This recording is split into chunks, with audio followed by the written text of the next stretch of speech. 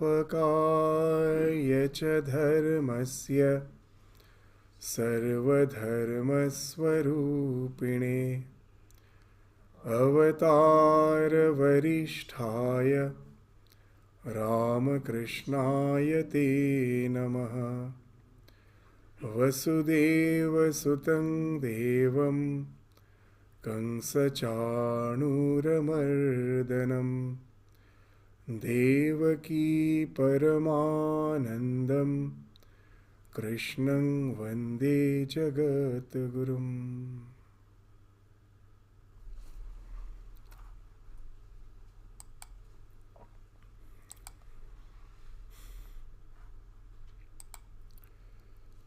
So in the last class, we were studying the results of getting established in yoga as has been enunciated in the 27th verse of the 6th chapter of Shrimad Bhagavad Gita. That what are the two main characteristics that we find expressed, manifested through the life of one who has got established in yoga. As you remember, there are two terms used in Bhagavad Gita: yoga rura, and the one who has ascended, that is yoga rura, and one who is trying is called aru ruksha. He is an aspirant. So the aspirant, by his assiduous spiritual practice, has got established in yoga. That's a yoga rura. So such a person, the yoga rura, one is established in yoga. Are there some external signs by which we can be confirmed of the fact that he is established in yoga? Because all the spiritual realization is something which is called swasamvedya. It is something to be realized by you. You cannot explain it to others. So spiritual realization is something like that. It is swasamvedya. Just like if anyone asks a mother that you love your child, what that motherly love is, can you explain? It is impossible to explain. At the most, the mother may say, when you become the mother, then you will know what mother's love is. So it is something which is experienceable, but which cannot be communicated. It is experienceable, but in no way you can communicate. So that's what is called swasamvedya. You realize within yourself. So spiritual realization is also something like that. It is very subjective. But at the same time, is there a way out to infer that the person who is established in spirituality, what are the traits of particular traits that can explain, that can to certain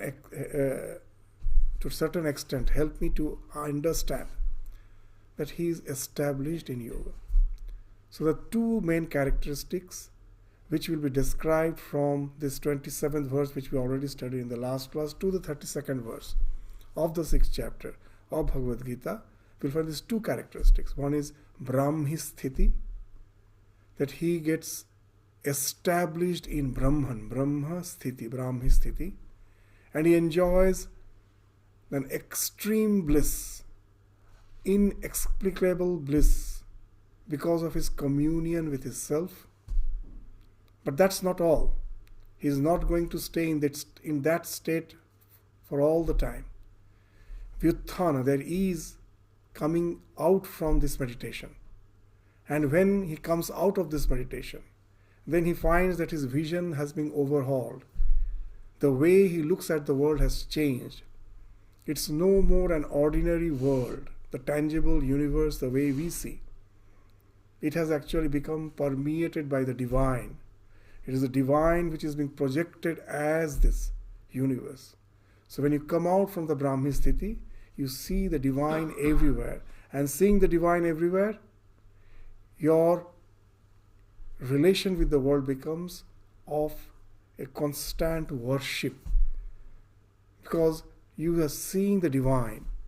It's no more question of simple altruism, where the idea is I am helping others.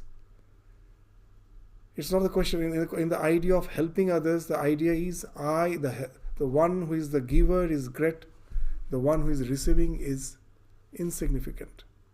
As Swamiji is saying, it's not that the giver should stand on the pedestal and offer to someone who is there just accepting the gift. It should just be the reverse.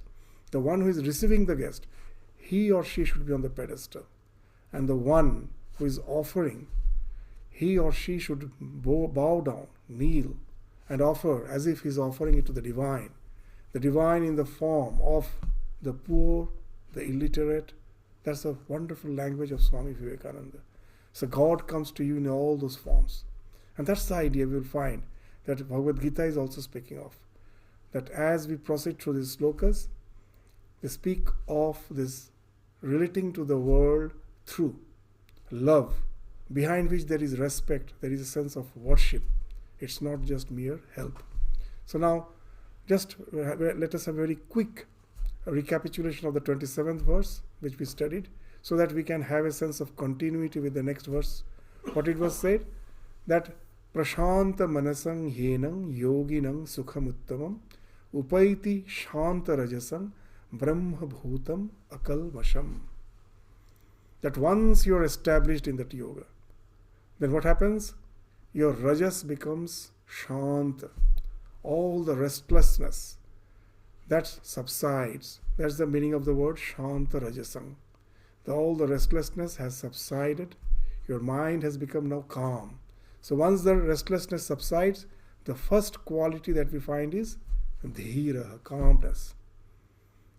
He never gets excited, agitated. Everything he does with an equipoise, with tranquility.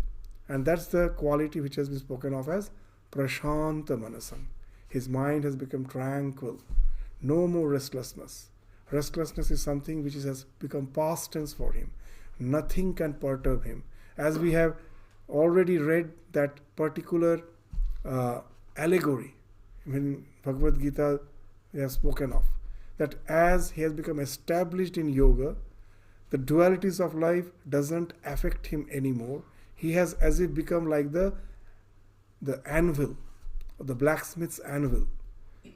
That how much hammering goes on over that anvil, but the anvil in no way gets deformed. So you have become something like that. Nothing in any way can disturb you. So you have become just like the anvil of the blacksmith. So that's the idea of prashanta manasam, that the dualities of life doesn't affect you anymore. And we should always remember, it's not that we have went into a state of inertness. Just like a cabbage, you put a knife on it, it doesn't react. Do we become something like that? No. We are fully aware of what's going on. But as we have developed this disidentification with the body-mind complex, I am the witness, the self. I am not in any way identified with the body-mind complex. So nothing disturbs me, though I am fully aware what's going on in my psychophysical existence because of its interaction with the world. I am totally separate from it, in no way perturbed. And the next thing is, first you develop that and then you become Brahma Bhuta.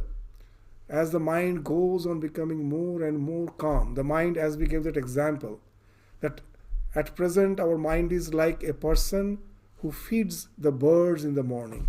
So many birds come, I go on feeding them.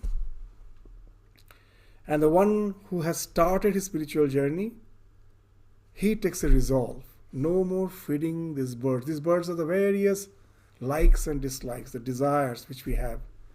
My ego is all hooked up with all these birds, with these innumerable desires, likes and dislikes. So now I have to get rid of my ego. So one day I decide I'm not going to feed these birds anymore. But as I was feeding them for such a long time, they won't stop coming immediately. They do come the next day. Again they come. But I have to have this patience, this perseverance. I shouldn't again get I just yield to the persistent behavior of the birds. I no more yield. With my patience, with my perseverance, I stick onto the idea. No more feeding of these birds, these desires. I'm not going to feed. So at last what will happen? These birds will stop coming again and again. They will fall off. And at last the ego, which is the nodal point of all the desires, that limited ego also is hammered out because of your persistent, continuous meditation on the fact that I am not this body-mind complex, I am not this ego, I am the Atman, I am the Brahman. So this constant thought as if hammers off that nodal point of all your desires. And once that happens, you immediately go to that awareness where your idea that you are this limited body-mind complex falls off, and making you established in the realization that you are Brahman. The word Brahman means that. It came from Brih Dhatu, means Brihat. I am not this small, petty body-mind complex. I am Brihat. I am the one who is the non-dual existence behind this entire existence. So it is the question, it is the idea of Samadhi. In that ultimate, when my mind is fully absorbed in the self, when all the distractions has fallen off. This was the difference between Prashanta Manasa and Brahma Bhuta. It's just the qualitative difference. That mind has become calm, but it has to become more calm when all the desires falls off. First it gets attenuated, then it falls off. And then the mind gets absorbed in that state of samadhi, where the ego has been resolved. You have gone beyond the ego to realize your own self, which alone exists as the non-dual conscious principle behind the entire existence. So that's the idea of Brahma Bhuta. You become Brahma Bhuta. And that's the state where you can think of perfect purity. Because all the impurities come from this limited sense of ego, I. You will find it is very common sense that all my likes and dislikes are knotted with the sense of I. And when I become one with Brahman, this I has fallen off. It has collapsed, it has dissolved, it has merged with the Absolute. So as all our desires, likes and dislikes, which in turn speaks of our impurities, of all our sinful attitudes, that has fallen off. So you become the pure, just become one with that ultimate purity, the self. You become that purity itself. And that's been indicated by the term akalmasham. In English, as we were saying, the word sin, very interesting word, S-I-N, sin. Even as per the literal meaning of the word sin is, literal alphabets of the sin is concerned, you will find I is the core of sin. Between S and between N, the I is there. So I is the core of sin. Literally it means so. And spiritually also, that's the thing which is being reflected by the word sin. I is the core of all sin. When the I has been washed up, there cannot be any sin. And that's the idea of ultimate purity which has been spoken of in this verse through the word akalmasham. Kalmasha. Kalma means all the impurities that has been washed off without any trace. And then the bliss that comes and ensues from it. That is sukham uttamam. I have never experienced that bliss. That's the nature of bliss. Will be spoken of in the next verse. What's the nature of that bliss? That supreme bliss. As we were saying, that it is something swasang vedya. The one who has went to that state, he alone can realize what that bliss is. Others, when we try to explain, it is almost impossible to explain the thing which is so subjective. But there are certain ways to infer about that extreme happiness by means of comparison. So that comparison will be taken, will be resorted to in the next verse. What it is saying? The 28th verse of the 6th chapter of Bhagavad Gita. Yunjan nevam sadatmanam yogi vigata kalmasha Sukhena Brahma Sangsparsham Atyantam Shukham Ashnute. So this superlative degree, Atyantam Shukham Ashnute. Yunjanevam Sadatmanam. So that when making the self ever steadfast, you no more again deviate, fall off from the state of, this yunjan means of your communion with the self. You have become habitually established in your communion with the self. So that's the idea of sadatmanam, sada. That spirituality cannot be a part-time affair. It has to be something which has totally transformed your life. Sadatmanam. It's not just whenever I feel like I go to that state of contemplation, again I get mixed with the world. That's the state at which we are at present. As Sri Ramakrishna used to say, that we are like the ordinary fly. Sometimes it sits on the filth, sometimes it sits on the nectar.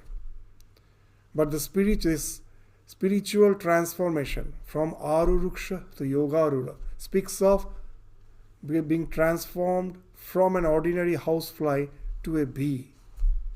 We have to become a spiritual bee. What's that bee? Bee never sits on the filth. It always sits on the honey. So that's a wonderful example Sri Ramakrishna is giving. So that's the idea behind this word Sadatmanam. So you have transformed. You have become a bee. You sit only in honey. No more sitting on the filth. So this constant contemplation of the self, that has become something habitual.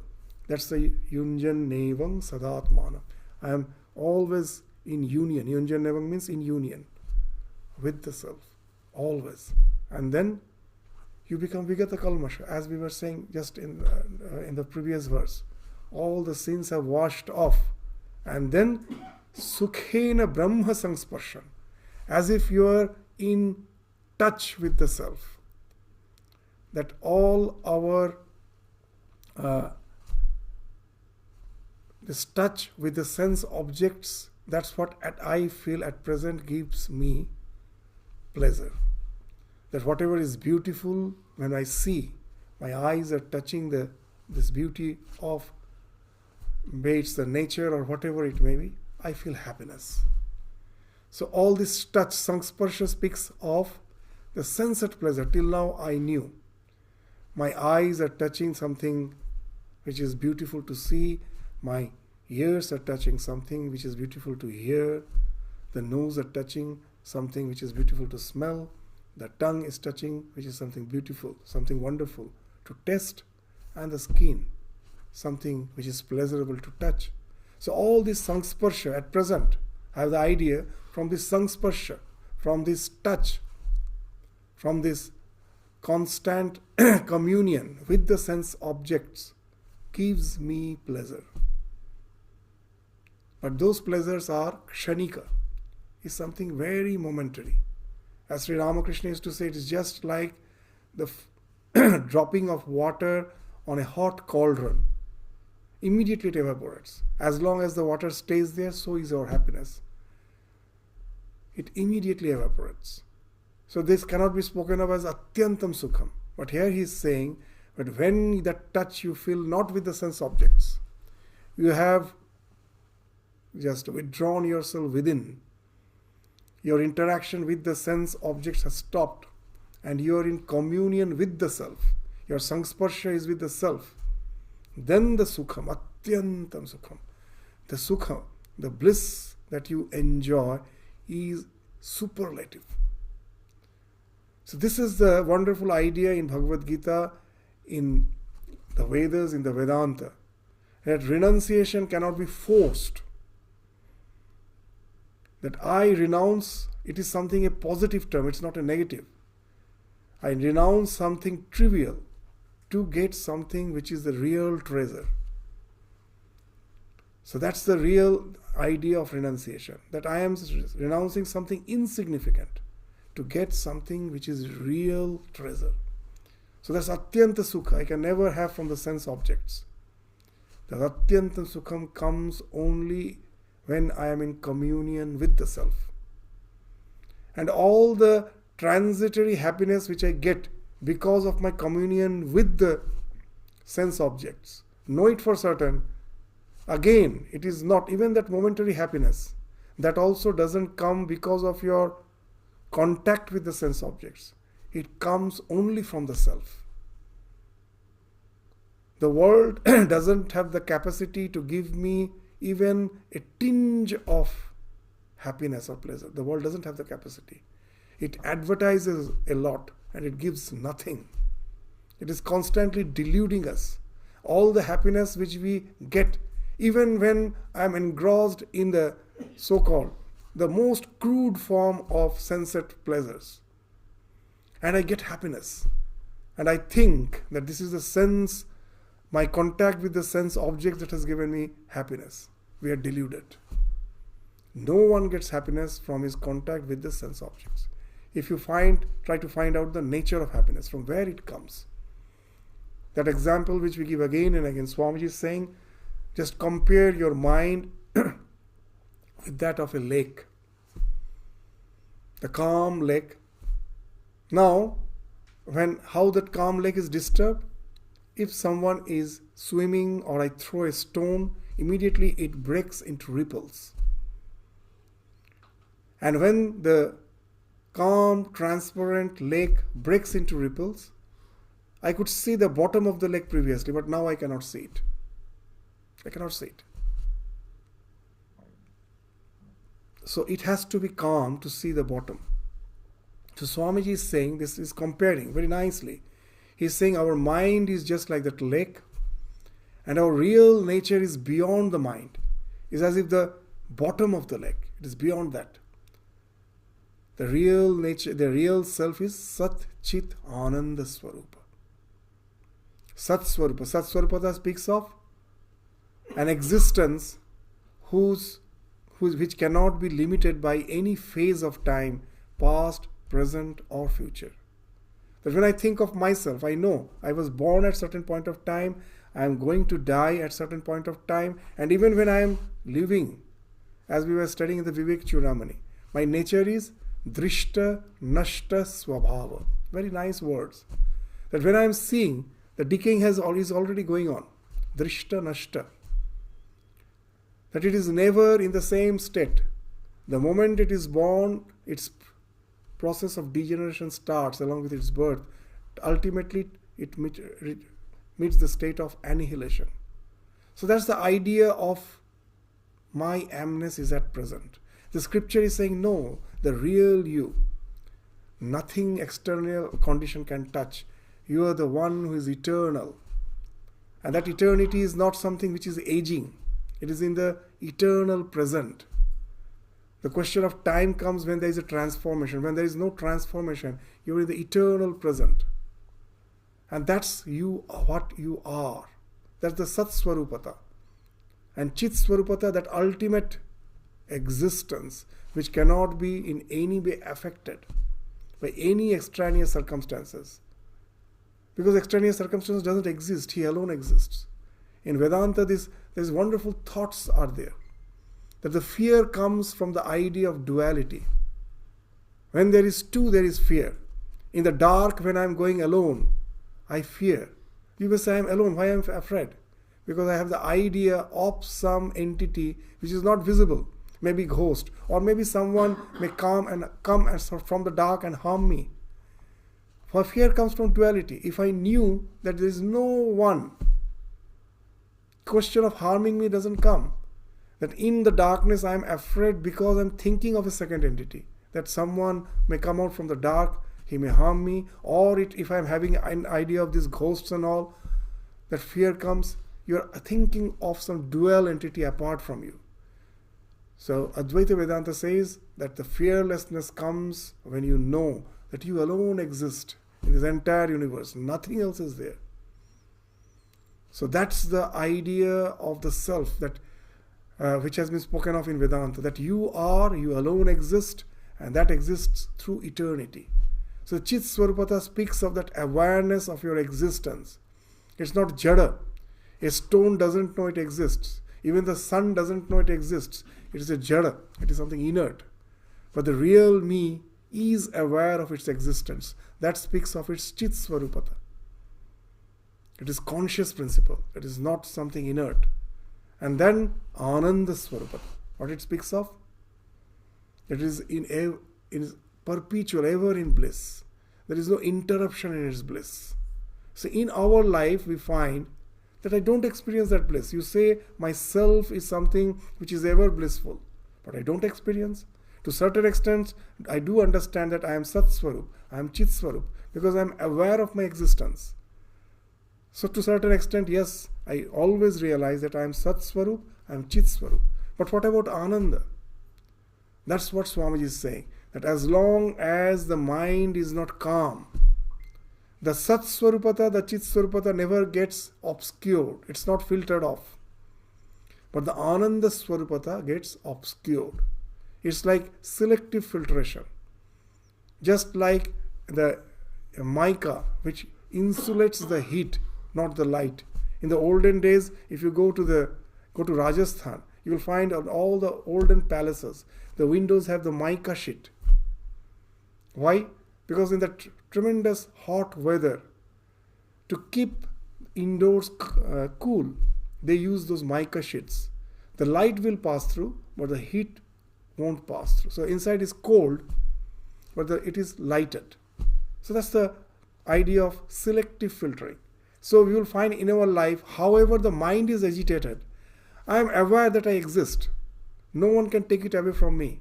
So this Sat Swarupata, Chit Swarupata never gets filtered. But what gets filtered is the Ananda Swarupata. The moment the mind is calm, then that Ananda Swarupata also percolates through my mind, making me feel that bliss, the happiness. Now when I am having an intense desire for something, my mind has thousands of desires, they are like small ripples on the mind, and then suddenly I develop a desire for something which is intense. I want the latest model car of such and such brand. And then my mind is agitated. I am thinking of the resource, how to get the resource, the money. And when somehow I manage, whether it's with loan or whatever it may be, with my own resource, at last I buy the car. The moment I buy, it has become mine. My desire is fulfilled. I feel tremendous joy, happiness. I think by getting this, I have got the happiness. But what has actually happened? That your mind was for a small time desireless. That all the small desires were engulfed by the big desire, I want the car. The moment you get the car, there is no desire. The mind is calm. The filtering factor of the Ananda Swarupata, as we were saying, happiness comes only from the self. The external world doesn't have the capacity to give us even a tinge of happiness. The car hasn't given me happiness. For the time being, the mind has become calm, no desire. And it is the bliss of the Atman that I experience. Because of ignorance, I think the car has given me happiness. And that's why what we are doing, one desire is fulfilled, again we are chasing after some other desire. And that goes on life after life. And what's happening? We are actually chasing after the happiness which we never get. For the moment we get, it's gone. Again we desire for something. This is the cycle of avidya kamakam, which Shankaracharya is depicting in his commentary. Avidya, ignorance, that I never realize that just like a deer, it has the musk on its navel and it becomes mad with that fragrance. And in search of the fragrance, it goes on running, it gets exhausted, it dies, never realizing it's coming from its own navel. So that's the condition with us. Happiness comes from within. All the momentary happiness which we are getting is coming from the self. We never realize. We go on searching for the pleasures of life from the external world. Get momentary happiness. Again we get deluded. Again we are in search of some other happiness. This cycle of avidya, because of ignorance, that I don't know where the source of happiness is. It results in karma, the desires. That results in karma, all our endeavors. And this cycle goes on till we realize that the source of happiness is within. The world doesn't have the capacity to give me even a small tinge of happiness. It doesn't have. So I now retreat. No more my contact with the senses. Let me try to be in communion with the self. And that has resulted in the calming of the mind. The filtering factor for the happiness has fallen off forever. And the bliss which was momentary has now become permanent. It is always there. Nothing is there to filter it out. It is a state of perpetual bliss.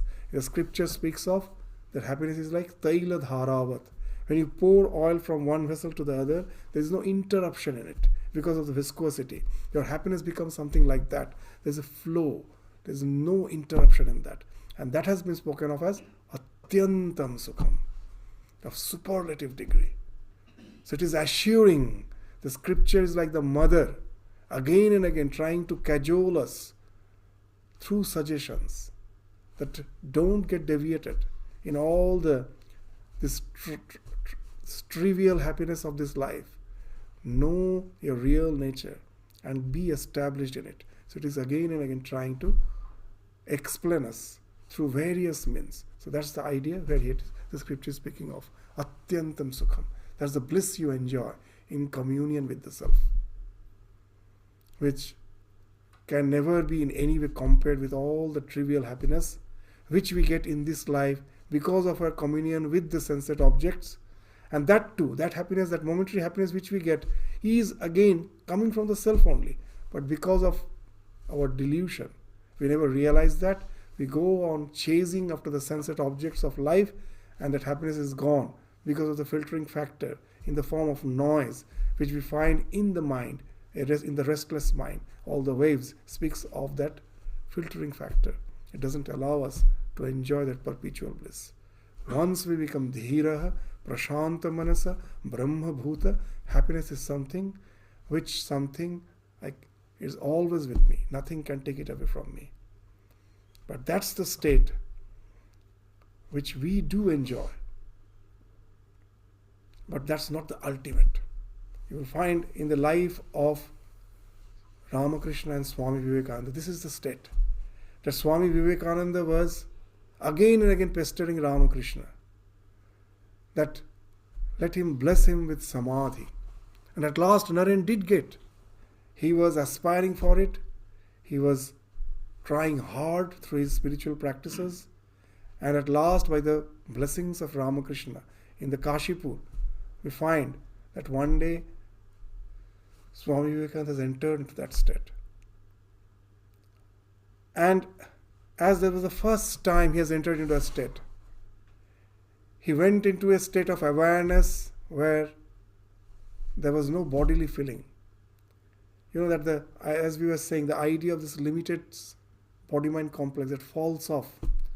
You are aware you are, but that awareness has lost its locality. So when he was coming back from that state, for the first time he has went into that state. So it was in a sense traumatic when he's coming back. Trauma in a different sense.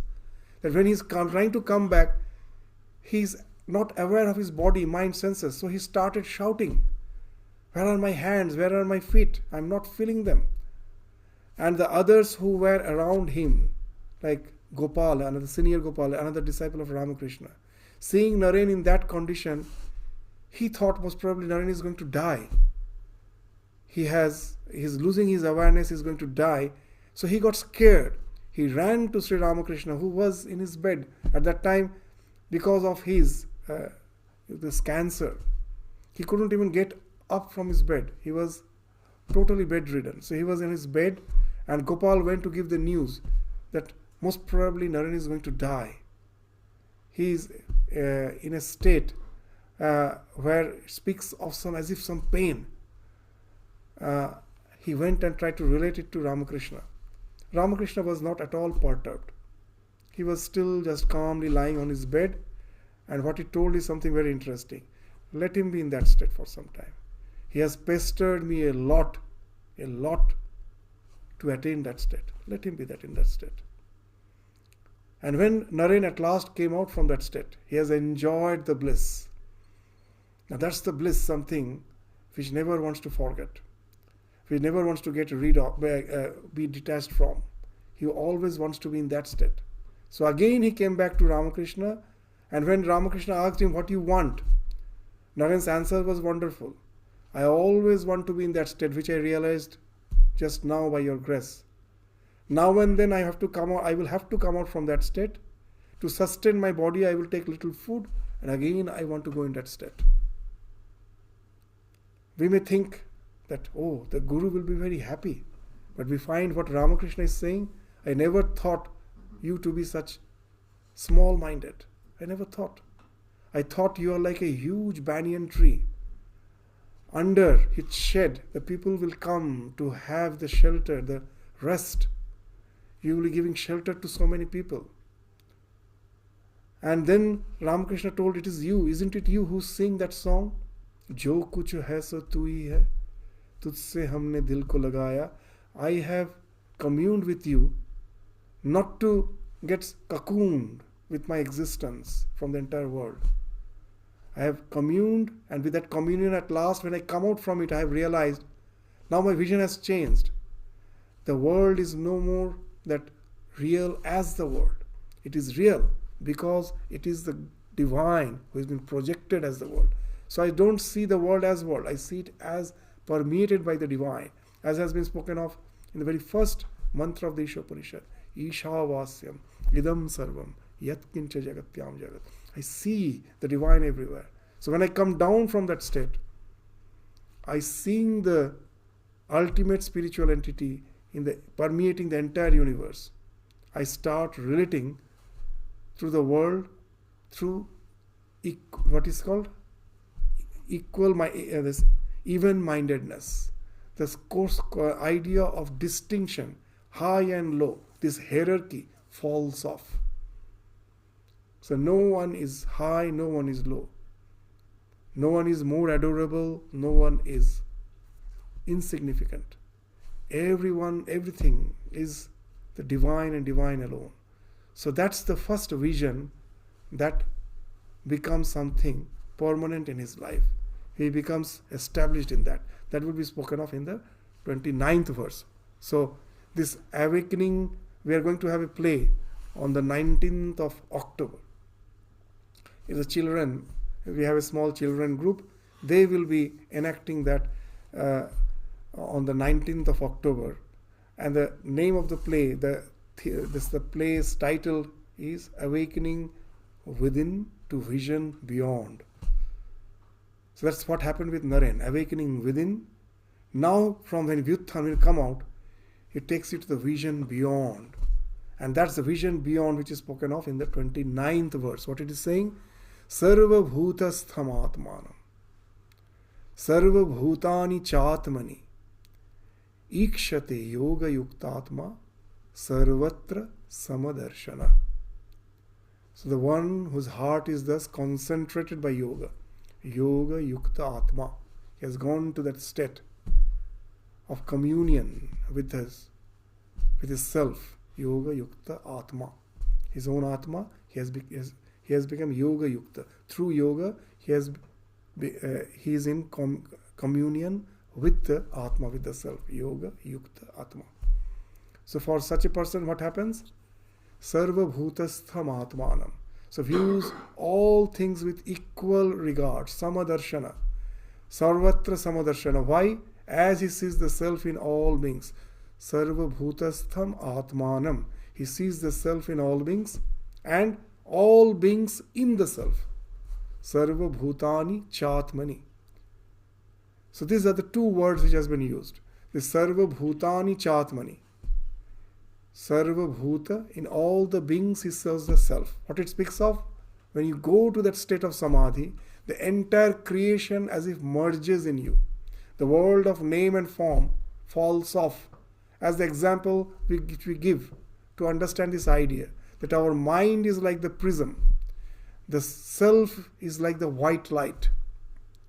When the white light falls on the prism, it breaks into the spectrum of the 7 colors. So similarly, the self coming in association with the prism called mind breaks into the spectrum of this name and form, this world of name and form.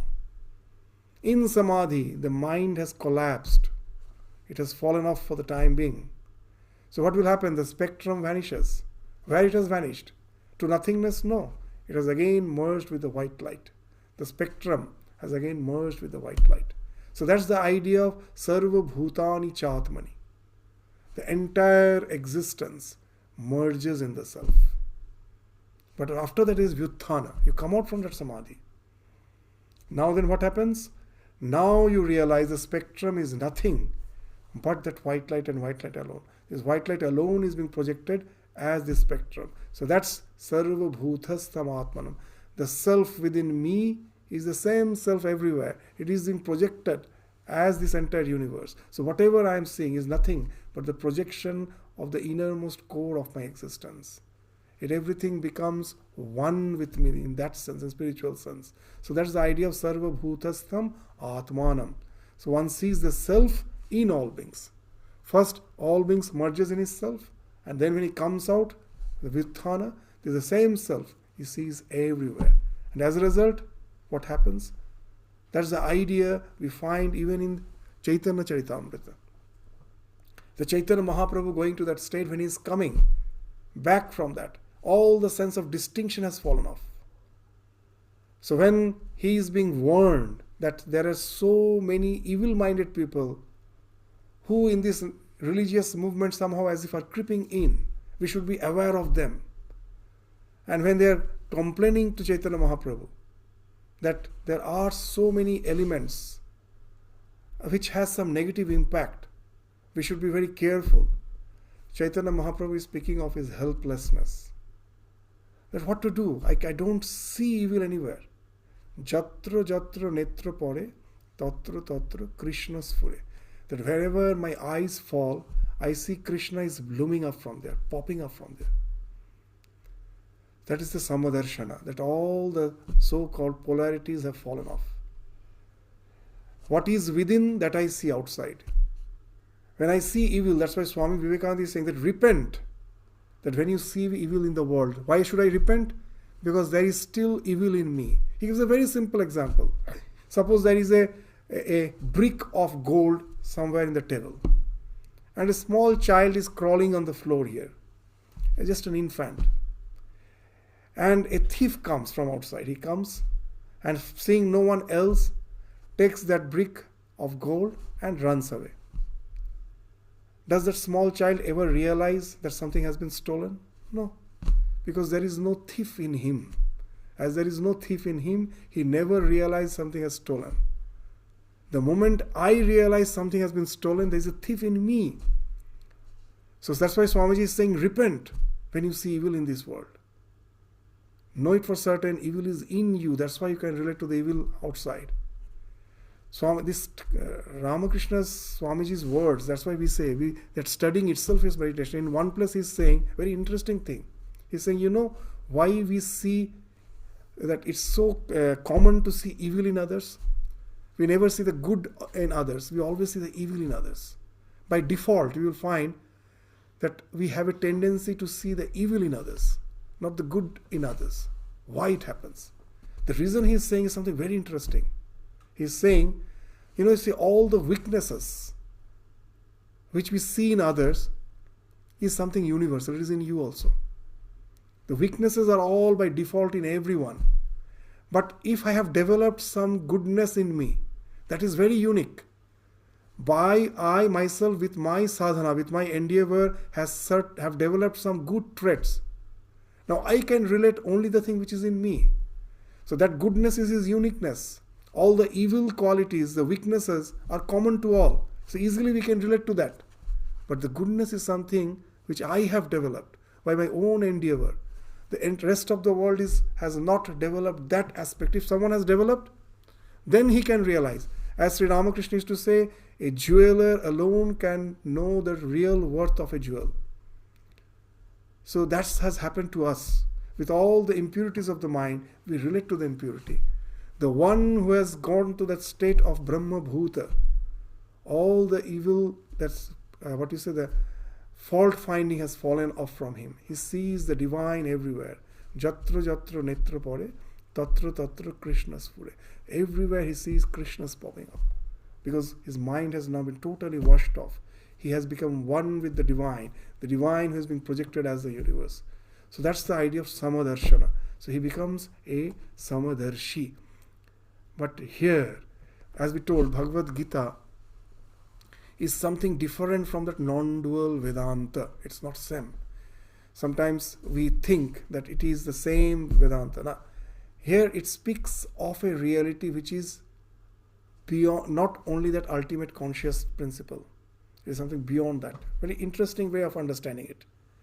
When you go to that state, if a person goes to that state of that, merging in the absolute, where his sense of individual identity has fallen off. Now a big question comes, that's the state which I am.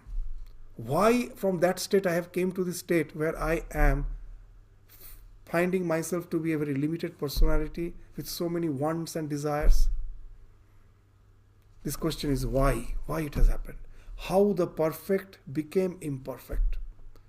Swami Vivekananda in one of the papers he has read in the Parliament of Religion, not the first lecture, the famous 7 minutes lecture, not that one. Actually, there were a series of talks after the first lecture. So in the concluding session, he read a paper on Hinduism. That also is in the complete works. There, that paper on Hinduism is a synopsis of the Hinduism, a wonderful thing. If you have to have an idea what Hinduism actually means, you have to read that Swamiji's paper on Hinduism. There he's saying a very interesting thing. This question, why the perfect became imperfect? Why? Vedanta gives a very bold answer, Swamiji is saying. What's that bold answer? We don't know. So from this imperfect state, through my practice, I can go to that perfection. And then I realize that from that I must have came here. But why? Why it has happened? We don't know. Now as we don't know, but we try to give answer, in the process of trying to give answer, this question of ignorance, that we say ajnana, this is the ignorance. How the perfect became imperfect, we don't know. That's the ignorance. Just like when you are dreaming, your dream wakes, and then you find, what I was dreaming was all nonsense. Why I was dreaming? Can you ever answer? I was dreaming, that's a fact. How I went into the dream state, I never know. So similarly here, that how it happened I don't know, but there is a way of coming out of it. So now when I try to answer why, then all these various philosophies come into existence. So non-dual Vedanta, what they say? That our real identity is that state of non-dual consciousness, from where because of ignorance I have come to this world of duality. So this is the thing which has to be shunned, because that's my real state.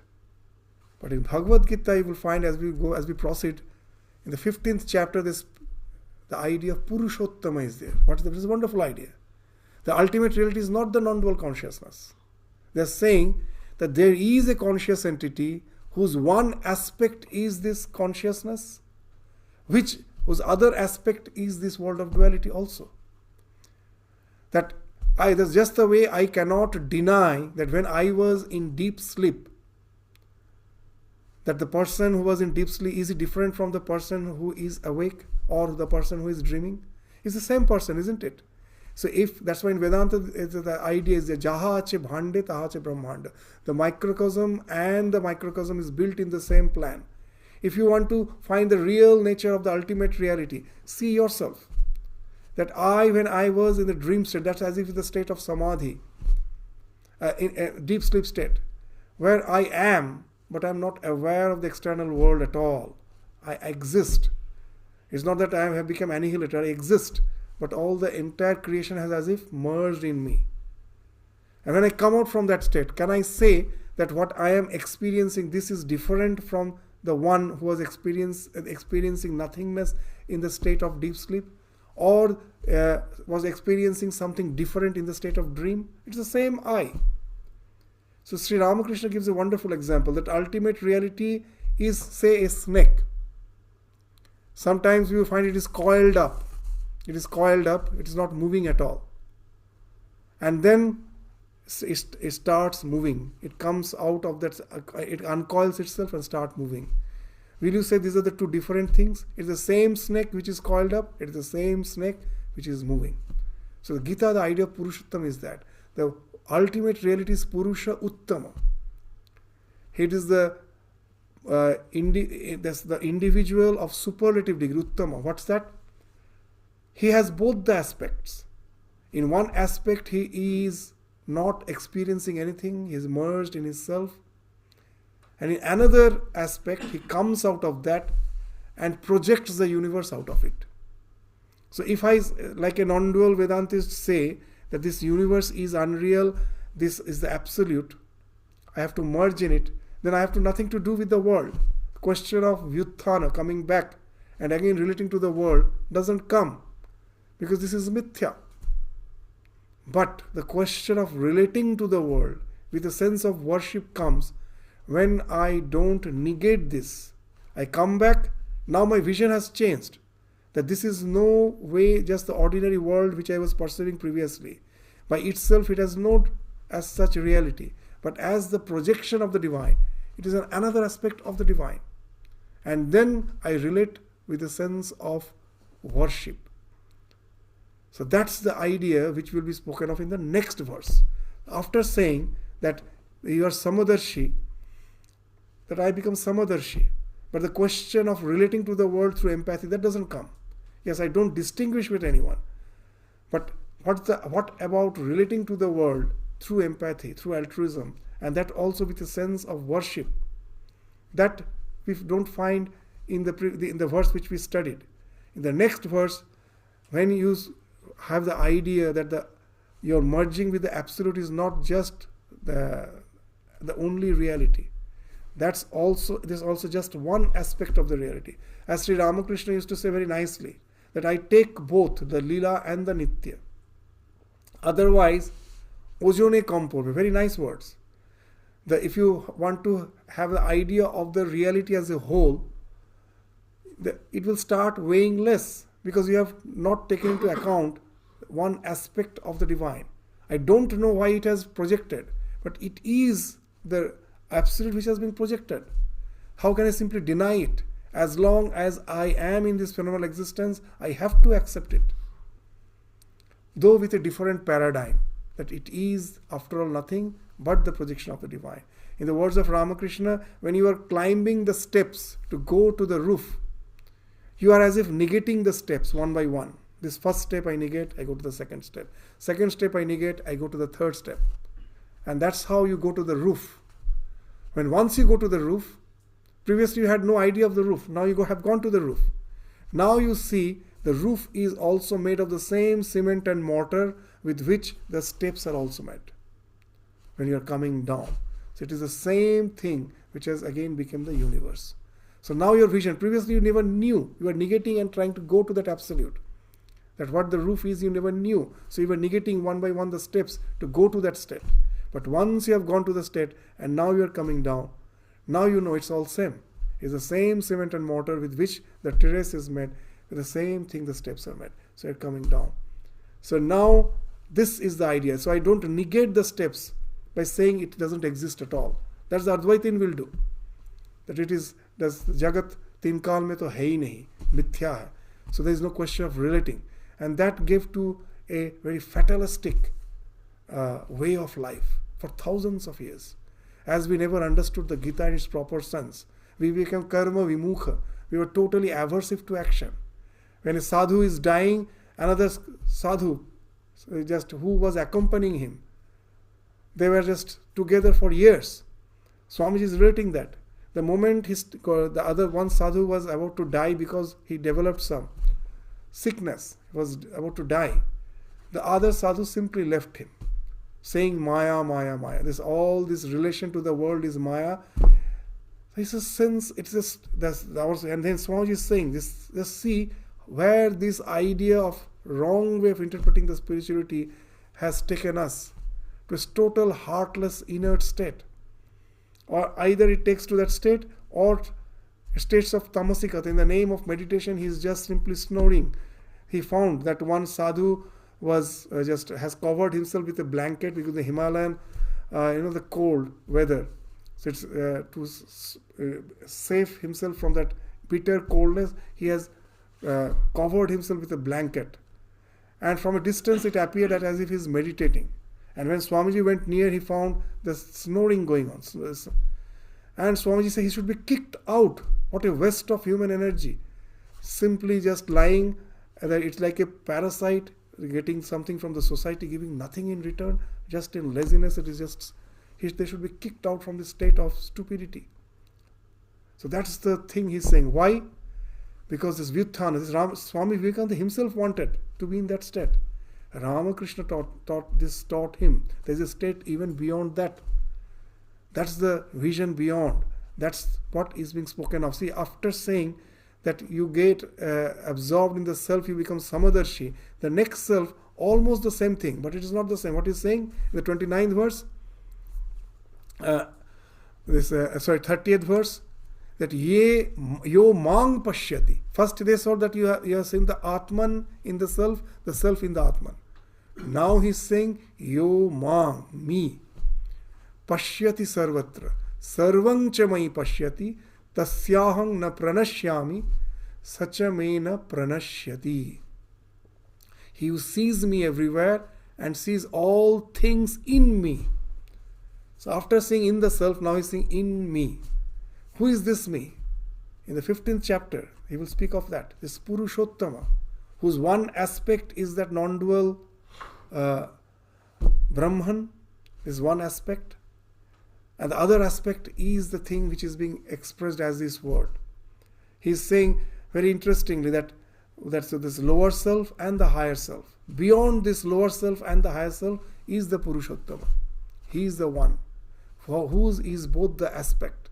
So now, if you interpret that going into the Samadhi, you felt, the ultimate reality, his one aspect is this, and in another aspect it is this. When I come back from Samadhi, I feel that it is the self which is being projected as the divine. The duality has fallen off.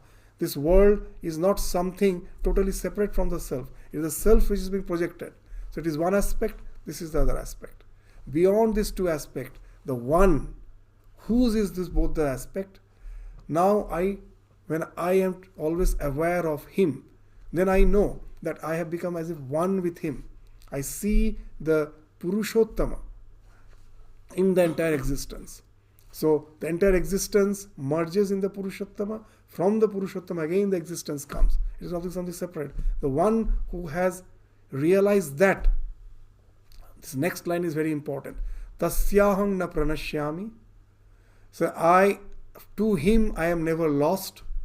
Sacha me na pranashyati. And he is never lost. He never loses me. That I never lose him and he never loses me. We are always together. What's the idea? Very interesting. So if you take Atman as the ultimate reality and this world as mithya, then what happens when I am in communion with the self? Then I am one with the absolute reality. But when I come back, I think, I have lost my touch. I am no more in touch with the self. So that's what happens for one who takes that non-dual self as the reality alone.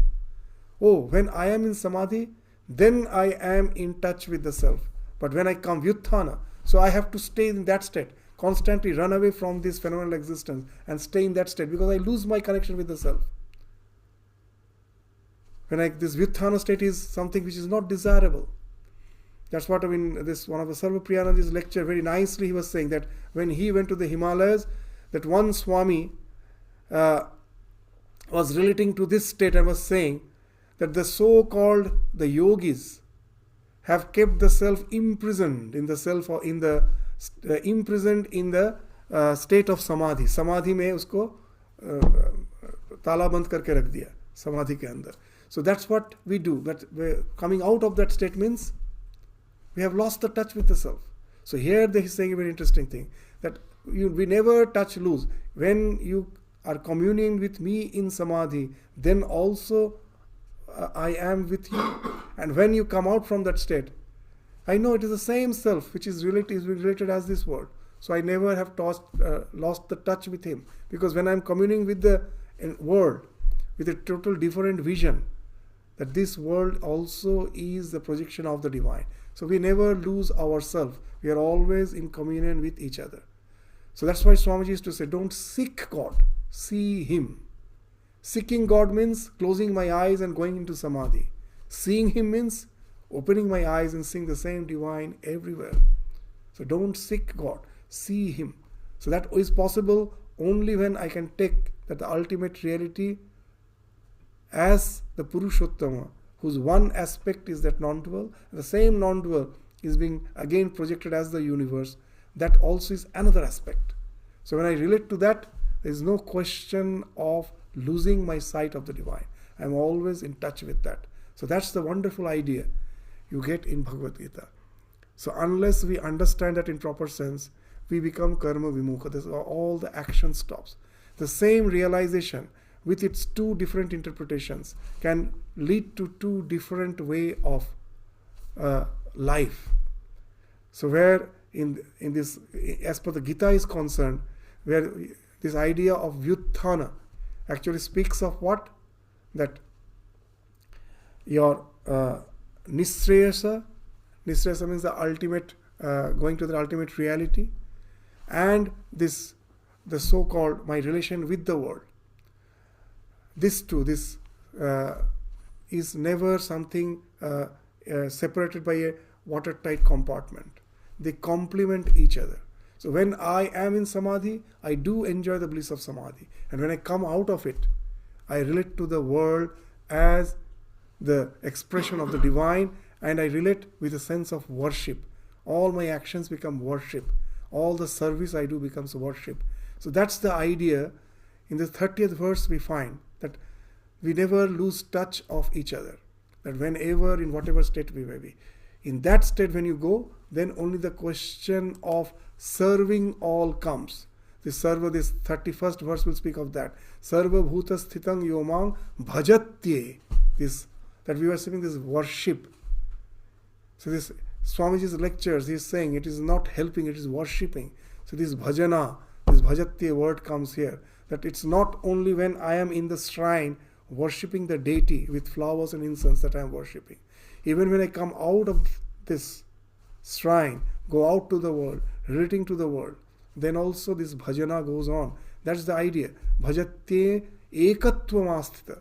The same reality which I commune with in the state of Samadhi, the same reality is finding expression as the universe. So it is the same ekatvam asthita. When I get established in that ekatva, then sarva bhuta sthita yoma. I see the Lord in every bhuta, in every being.